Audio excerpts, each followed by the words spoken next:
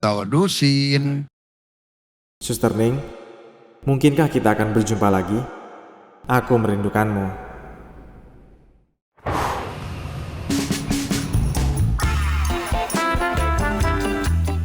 Selamat datang Tuan Aaron, senang bertemu denganmu. Senang juga bertemu denganmu. Perkenalkan, aku adalah Joma Turwani. Pak Rajati mempercayakanku untuk menjadi pimpinan di firma hukum Rajati ini.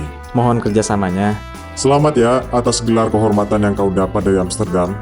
Kami bangga memilikimu di kantor ini. Ah iya, terima kasih Pak Joma. Aku sudah menyiapkan sepetak ruangan untuk kau jadikan kantor. Nantinya, kau akan dibantu oleh Pak Minto yang siap melakukan apapun untukmu. Pak Minto? Iya, di kantor kami, setiap pengacara biasanya memiliki satu aspri atau bahkan lebih, alias asisten pribadi. Begitu ya? Kau tenang saja, Pak Minto sudah berpengalaman di dunia ini selama bertahun-tahun. Pak Minto tahu betul tentang seluk-beluk hukum negeri Limau ini. Celah-celah hukum yang bahkan cenderung licik juga bisa dia mainkan. Intinya, dia adalah kompatriot yang bagus untukmu. Aku jadi penasaran, ingin segera bertemu dengannya. Tapi kau juga harus hati-hati Tuan Subakti. Pak Minto itu mudah marah.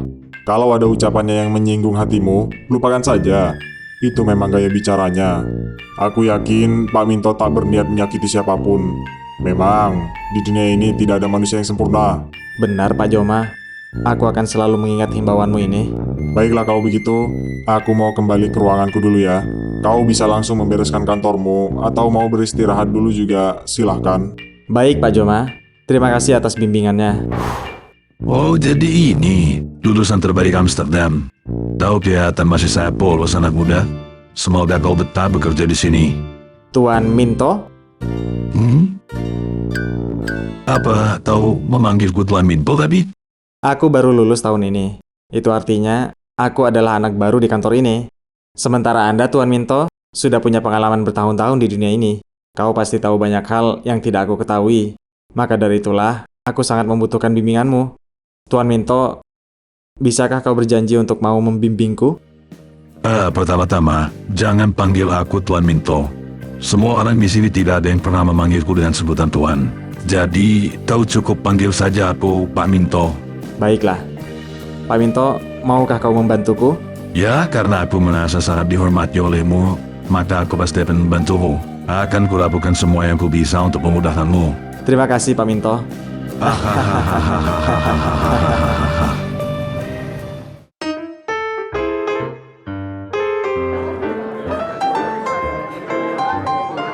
Acara ini pasti dihadiri oleh banyak orang besar. Sebaiknya aku menelpon dosen Rustam dulu dan mengajaknya untuk masuk ke dalam bersama. Halo, dosen Rustam. Malam ini kau akan hadir di acaranya Tuan Rajati, kan? Aku sendiri sudah berada di depan rumahnya Pak Rajati. Aku bermaksud mengajakmu masuk ke dalam bersama. Halo? Dosen Rus? Kau di sana? Halo? Katakan jika terjadi sesuatu kepadamu. Halo? Aneh, kenapa dosen Rus tidak berkata sepatah kata pun ya? Ternyata aku salah memasukkan nomornya. Pantas saja tidak ada jawaban dari seberang sana. Mungkin tadi aku terhubung dengan orang lain yang tidak dikenal. Sudahlah.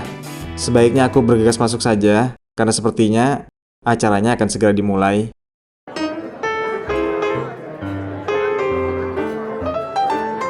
Tuan-tuan sekalian, terima kasih telah mau hadir ke acara kami. Padahal aku tahu persis, kalian semua adalah orang penting yang pastinya super sibuk. Iya, sama-sama Tuan Rajati. Kami sengaja menyempatkan hadir ke sini karena ingin melihat juga calon menantumu. Aku dengar dia baru saja lulus dan mendapatkan gelar kehormatan dari Amsterdam. Ya, itu benar. Hebat sekali ya. Bagi orang-orang Limau, bisa lulus dari Amsterdam saja sudah bagus. Apalagi dianugerahi gelar kehormatan. Menurutku, itu bukan sekedar kehormatan, tapi juga sejarah yang sangat berharga bagi bangsa Limau. Hahaha. Itulah sebabnya aku meminta Aaron Subakti untuk hadir juga ke acara ini, agar kalian bisa mengenalnya lebih dalam lagi, dan aku berharap tuan-tuan sekalian mau membimbingnya dan sudi untuk memudahkan urusannya. Itu sudah pasti Tuan Rajati. Ani, sudah lama ya kita tidak bertemu. Tahu benar. Bagaimana kabarmu Alex? Atau lebih tepatnya, Tuan pengacara Alex? Hahaha, kau ini bisa saja. Ngomong-ngomong, sejak kapan kau tiba di Limau? Kenapa kau tidak mengabariku sebelumnya? Tapi yang terpenting kan, sekarang kita sudah saling bertemu. Itu memang benar. Seandainya saja kau mengabariku lebih awal, aku pasti akan menjemput kepulanganmu dari Amsterdam. Itu tidak perlu. Sebab aku sudah dijemput oleh ayahku. Bukan begitu, maksudku, begini saja. Kapan kau ada waktu senggang? Aku ingin mengajakmu jalan-jalan di wilayah ini.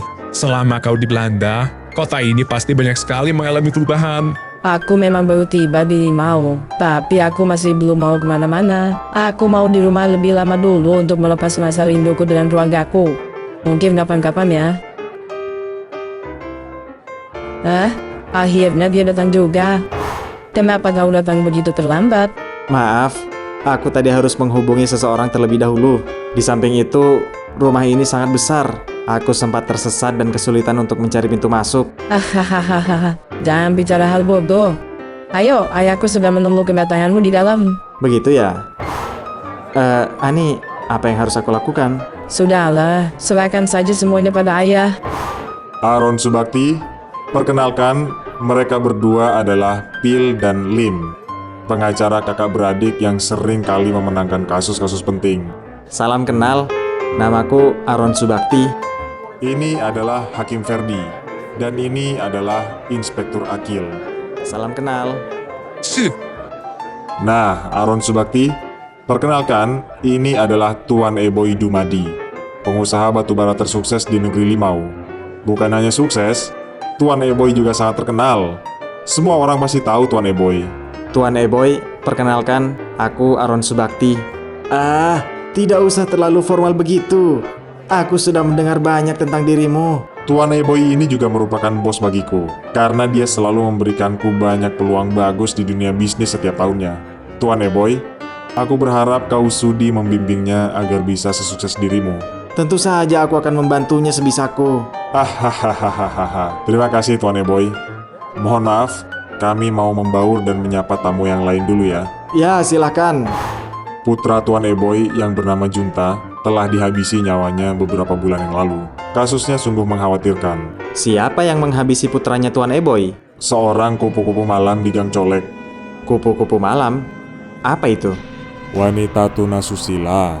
Wanita itu diduga sebagai pengambil nyawanya Junta. Meskipun baru bukti awal yang belum begitu kuat, tapi semua orang meyakini bahwa tunasusila itu pasti akan dihukum wafat oleh pengadilan nantinya. Boleh percaya boleh tidak, tapi tidak ada seorang pun pengacara di seluruh negeri Limau yang mau berdiri di sisi sang tunasusila. Jangankan menjadi pengacara, untuk membela agar hukumannya diringankan pun pasti tidak ada yang mau.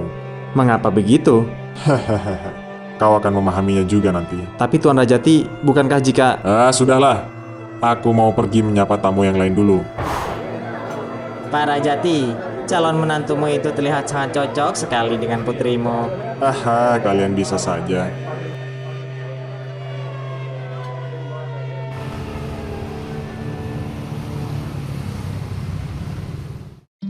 Tuan Aaron Subakti, namaku Riko Nurjaman. Aku bekerja di Yayasan Lembaga Bantuan Hukum alias YLBH Limau. Dengan kerendahan hati, aku memohon, belalah tunasusila yang ada di kasus pengambilan nyawa Junta, putranya Pak Eboy. Sebab, aku sudah ditolak lebih dari 21 pengacara sebelum menemuimu. Aku tahu kau baru datang dari Amsterdam sebagai lulusan terbaik. Jadi, itulah sebabnya aku memohon kepadamu. Tuan Riko, apa kau tahu kenapa banyak sekali pengacara yang enggan menangani kasus ini? Korban yang bernama Junta berasal dari keluarga besar dan terpandang. Dia adalah putra sulungnya Pak Eboy.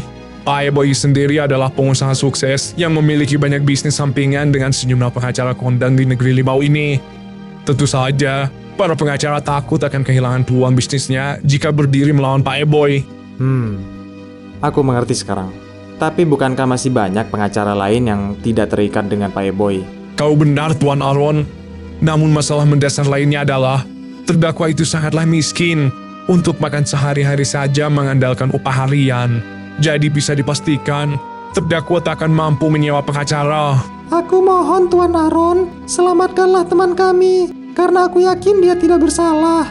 Aku juga akan berusaha mengumpulkan uang dari teman-teman tunasusila lain untuk membayar jasamu. Meskipun aku tidak yakin, apakah uang itu akan cukup atau kurang di matamu? Tuan Rico, apakah kau tidak keberatan jika meninggalkan berkas-berkas kasus pengambilan nyawa Tuan Junta itu di sini? Tentu saja Tuan Aaron, kau boleh meminjam berkas-berkas ini sepuasnya. Aku akan membaca berkas-berkas itu, mempelajarinya dengan seksama, baru kemudian aku akan memberikan jawaban. Apakah aku akan menangani kasus ini atau melepaskannya? Baik Tuan Aaron, aku sangat menantikan kabar baik darimu. Terima kasih. Aku harus mempelajari kasus ini dengan seksama, karena sepertinya memang ada banyak sekali hal yang janggal di kasus ini. Dan jika dugaanku benar, mau tidak mau aku harus berhadapan dengan Tuan Eboy di pengadilan. Meski aku baru saja meraih gelar kehormatan dari Amsterdam, tapi kemungkinan untuk memenangkan kasus ini sangatlah kecil, mengingat pengaruh Tuan Eboy yang sangat besar. Haruskah aku mengorbankan nama baikku di kasus perdanaku ini?